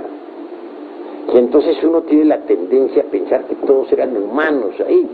Pero no, se trata de los elementales, sencillamente, del reino mineral. Se necesita muy buena capacidad de penetración, con la intuición prajna paramita, para ver el auténtico reino mineral, dejando a un lado sus mónadas. Lo mismo sucede con el asunto del vegetal en la segunda ronda, en el mundo astral. Uno ve elementales, personas muy inteligentes, millones de personas, pues son los elementales. Pero uno con la intuición prajna paramita concentra un poco mejor su atención, puede ver que sencillamente que el reino vegetal es una cosa y otra muy distinta a las mónadas. Desciende uno a la tercera ronda, ve uno también puras criaturas bellísimas, inteligentes, compulsivas, que van, que vienen. Uno piensa que son hombres de la tercera ronda. No hay tal, son los elementales. Y si se observa con más cuidado los cuerpos de esos elementales, se verá que tienen distintas formas animalescas que hoy en día, en esta cuarta ronda, ya no se ven. Formas animalescas diferentes. Y por último, ya al final es cuando ve uno surgir una especie de, una criatura semejante, en realidad de verdad, al simio, pero no es un simio. Es similar, tiene cierto parecido, tiene algo que se asemeja al antropoide, pero no es antropoide. Claro, esa criatura, a su vez, al sufrir la Tierra un cambio, una transformación, al alterarse la metamorfosis de la Tierra, se altera también esa forma antropoide y aparece el primer hombre, la primera raza humana viviendo ya en el continente polar, que otrora estaba situado en la zona ecuatorial. Y luego vienen las sucesivas transformaciones de la Tierra, o metamorfosis de la Tierra, que ha dado origen también a cambios en la raza humana, en la época hiperbórea, en la época lemúrica, Atlante y hasta nuestros días. Si se observa, cada raza humana está exactamente de acuerdo con el ambiente en que se desarrolla y desenvuelve. ¿Ese proceso evolutivo ocurrió o aún sigue ocurriendo? Pues todavía sigue ocurriendo. En la quinta ronda, pues digo yo, en la sexta raza, habrá otro cambio de la morfología de la Tierra. Como secuencia o corolario traerá otro cambio en la raza humana. La sexta raza será muy distinta a la nuestra. Y la séptima también será completamente diferente a la nuestra. Es decir, la morfología de la Tierra y de las razas marchan en forma paralela. Eso es obvio. ¿Qué relación hay ahora entre, por ejemplo, los elementales que están en el reino mineral de esta tercera dimensión y este proceso que Bueno, los elementales que ahora están pasando por su estado de elementales en el mundo mineral, pues siguen ahí. Un día pasarán a ser vegetales, otro día pasarán a ser animales y al fin llegarán a ser humanos. Lo que sí veo son graves errores en parte de algunos. Hay quienes piensan, al ver por ejemplo las figuras humanas de las épocas, de las rondas precedentes, piensan sencillamente que esos eran hombres que iban descendiendo poco a poco, etc. Pero realmente nosotros tenemos que comprender que la mónada toma la figura humana siempre. Y no hay que confundir a la mónada con el hombre. El hombre es algo que tiene que autocrearse. Todavía no existe realmente el hombre. Hay unos cuantos hombres, los demás son animales intelectuales. Aún hoy en día. Esa es la cruda realidad de los hechos. Habla. El hombre viene de las dimensiones. Entonces es cierto, la teoría maya que dice en el Popol Vuh, de los dioses experimentamos varias formaciones, los elevados, de madera, etcétera, con varias formas, pero que no reconocían su origen, hasta que por fin un nombre se reconoció su propio origen. Digo, ¿tiene relación con esto, maestro? Bueno, en este preciso, eso se sale del tema. Es claro que los dioses tomaron figura de hombres, pero eso se sale del tema, ¿no? Estamos estrictamente ciñéndonos a la cuestión del temar. Ahorita no estamos estudiando en este momento otras culturas ni nada. Ahora nos ceñimos estrictamente a la cuestión de la antropología científica, porque los hermanos necesitan prepararse primero en la antropología científica antes de que puedan tratar el asunto de culturas, tradiciones, etcétera, etcétera. Vamos a ver cómo se van a preparar en la antropología científica. Eso sí, puedo decirles sencillamente que los seres humanos en las rondas precedentes, o mejor dicho, las mónadas en las rondas precedentes tomaron figuras humanas. En cuanto a los dioses han existido en todas las rondas. Existieron en la ronda, en la primera ronda, junto con los elementales de la naturaleza, como existieron en la segunda ronda, en la tercera y aún hoy en día en la cuarta ronda. Y aún también puedo decir que hay muchos dioses ahora que tienen cuerpos humanos. Y eso es todo. A ver.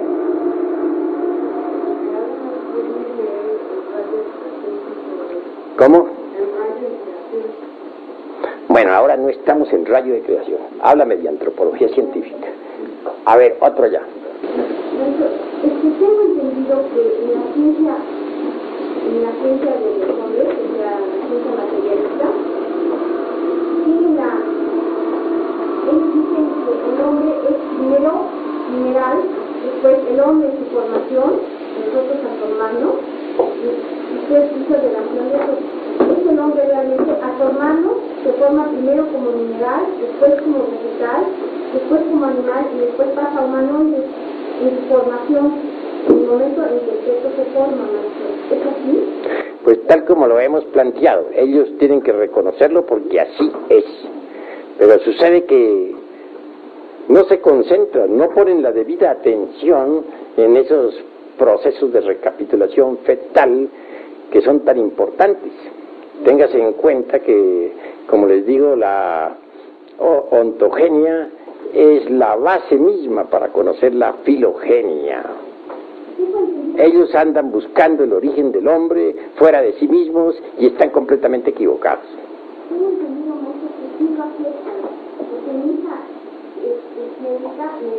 se comentó que no pasaba por esas 4 etapas antes de hacerse humano. No lo aceptan. Aceptan perfectamente que pase por esas 4 etapas en el vientre materno, pero no son capaces de profundizar en la ontogenia, como es debido.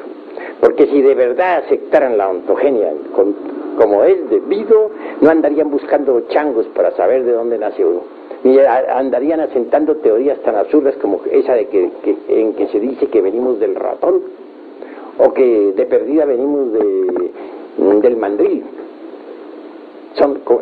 Con esas afirmaciones se están demostrando hasta la saciedad de que verdaderamente no han profundizado en la ontogenia.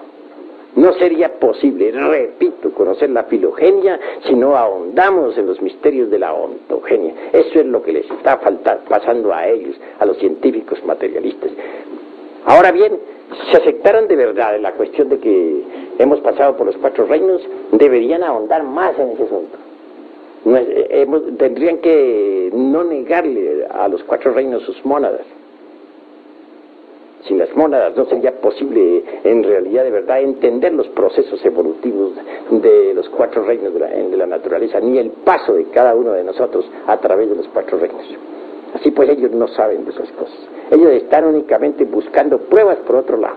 Quieren que descendamos del tiburón, quieren al hermano ratón. Ellos ahora ponen al ratón como primer señor de la casa. En todas partes están buscando pruebas y realmente no han hecho sino fracasar, lamentablemente. Que ahonden en la ontogenia para que conozcan la filogenia, que busquen el origen del hombre dentro del hombre mismo, que no anden buscando el origen del hombre fuera del hombre, porque eso es absurdo. Y ellos andan buscando el origen del hombre fuera del hombre, eso es absurdo, en un 100%.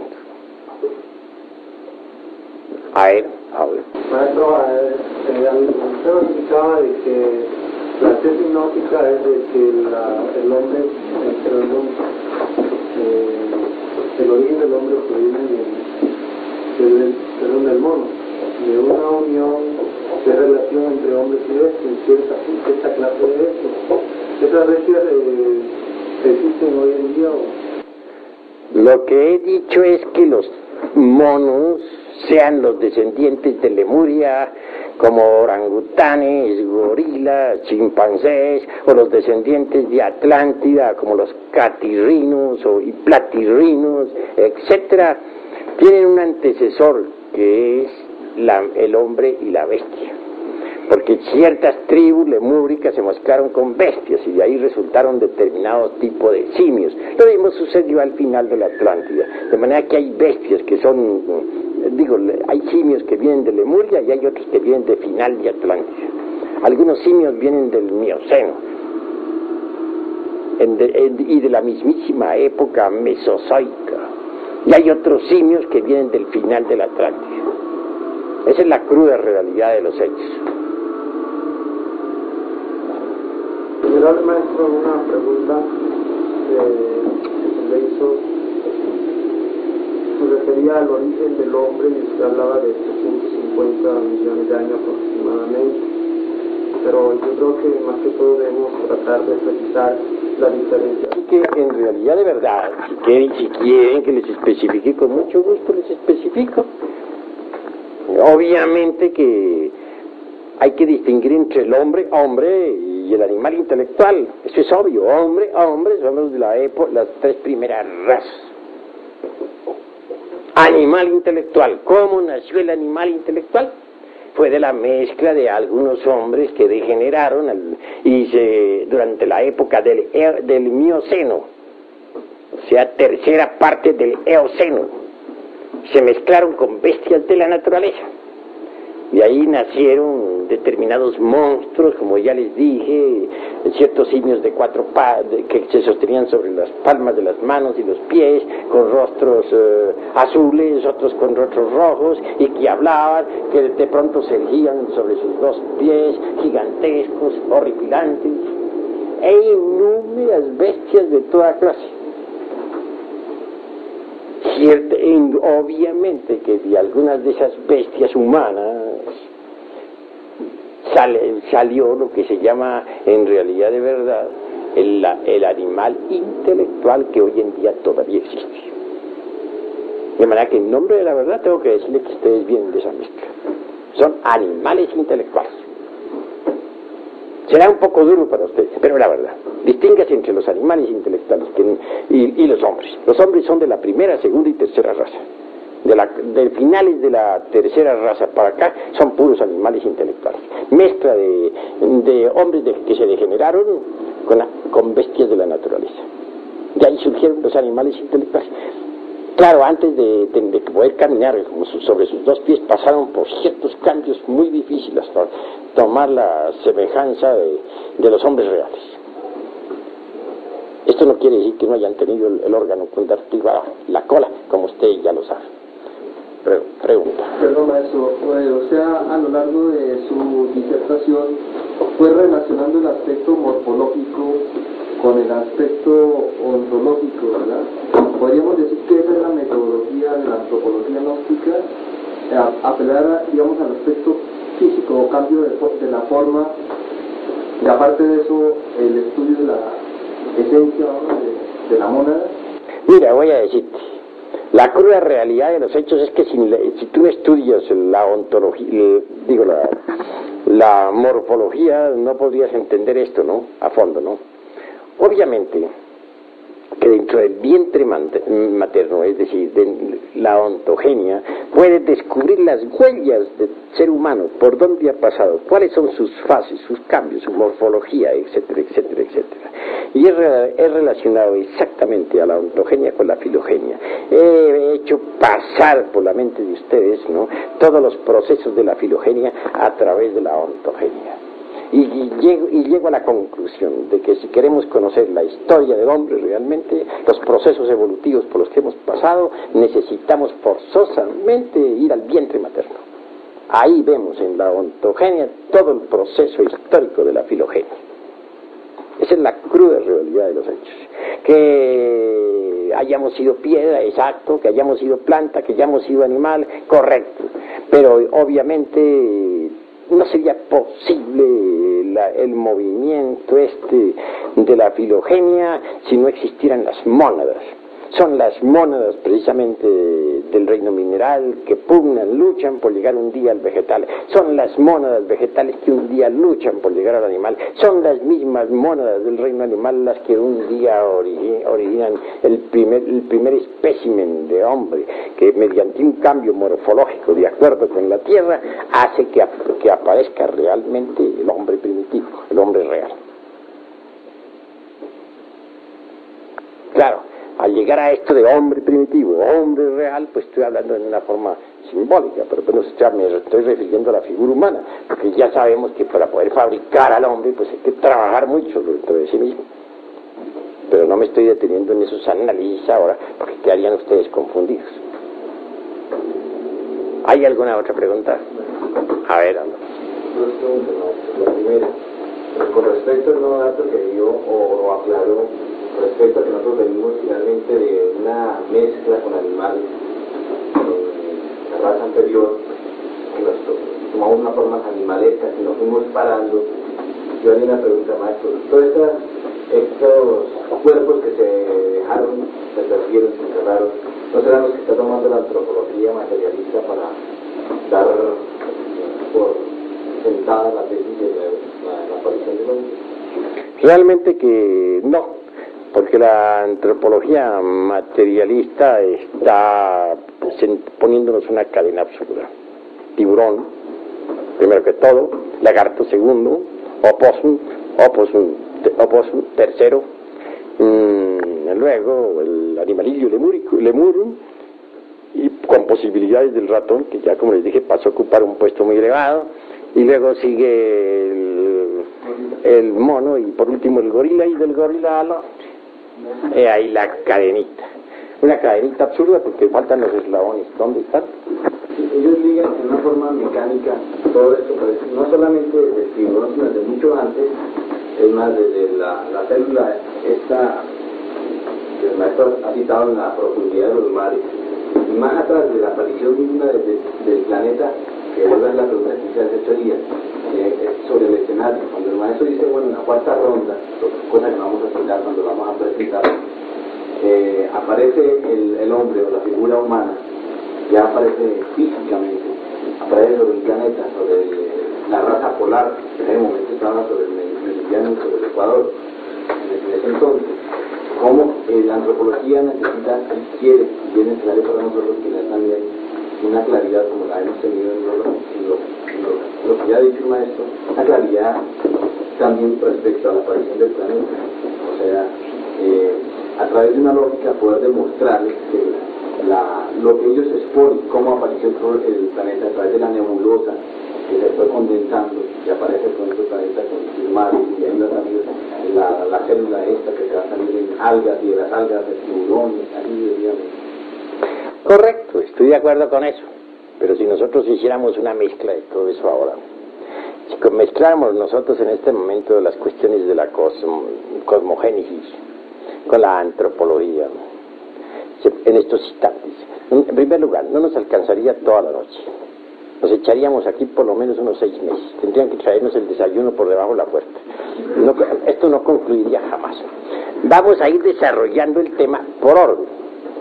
Incuestionablemente habrá necesidad de ir desglosándolo, eso que tú afirmas, pero lo vamos haciendo con una didáctica, poco a poco, porque entre paréntesis estamos queriendo dar forma a un libro. Estas conferencias se irán reuniendo en forma de libro, y ese libro saldrá a la luz pública. Debe llevar, por lo tanto, una didáctica. No hay duda, y quién puede negarlo, de que existió una tierra protoplasmática. Existió, y por lo tanto un hombre protoplasmático, el primer bosquejo de hombre en la época polar. Tampoco podemos negar nosotros que la Tierra estuvo ubicada en otros tiempos, que en el mundo astral, en el mundo mental. Pues claro, fue cristalizando poco a poco hasta llegar a la época actual. Por eso se dice que primero fue el fuego. El fuego se transformó en aire. Fuego, cuando la tierra fue mental. Se transformó en aire cuando la tierra fue astral. Se transformó en agua cuando la tierra fue etérica. Se convirtió en física cuando la tierra condensó físicamente. Cuando apareció el cuarto elemento, que se llama materia física. Pero esa materia física vino surgiendo desde esas regiones, como ya les decía a ustedes, desde el Iliáster hasta la región meramente tridimensional de Euclides. En últimas, el animal intelectual materialista, yo creo que siempre ha tenido una intuición, maestro. Mire, lo del fuego, ellos hablan también de que era un gran fuego que se volvió aire, pasó a ser un mar, agua, después se salió la tierra, y después pasó con la forma, ya que está la tierra, está la forma material, y ya está digamos, el mineral, después sale el vegetal con las aguas, algas. Ya sabes que no es cierto, maestro, pero también quiero sacar la edición, las algas son los animales, y después del animal sale la forma humana, aunque un poquito, no muy derecho, un poco chueco, pero tenían una intuición de la real evolución del hombre, ¿verdad? Pues voy a decirte una gran verdad. Hemos investigado profundamente el materialismo histórico y sabemos lo que es esa ciencia. Lanzan hipótesis sin fundamento alguno. ¿Quién podría negar que primero es el fuego? Para eso no se necesita el esoterismo. El fuego es lo fundamental, solamente que ellos lo hacen dependiente por allá de los rincones de la nebulosa. Ollas donde se cocina, donde hay fuego, hornos ardientes de donde salen mundos. Pero ¿quién los enciende? ¿Quién enciende esos hornos? ¿Y por qué tienen que salir allí? Nada saben sobre esas cosas. Y luego hacen unos planteamientos de vertebrados, comenzando por el simple protoplasma de Haeckel allá arrojado en el fondo de un mar lleno de lodo, porque ni siquiera han aparecido las primeras capas de piedra en la época todavía silúrica. Pero le consta eso a los señores materialistas, que pueden ellos saber sobre la constitución de nuestro mundo en el alborear de la vida. Absolutamente nada. No podríamos negar que hemos pasado por las fases de piedra, planta y animal y hombre. Correcto, pero ¿dónde, cuándo y cómo? ¿Saben ellos acaso algo sobre las dimensiones superiores de la naturaleza y del cosmos? Mientras ellos estén negando la posibilidad de una cuarta dimensión y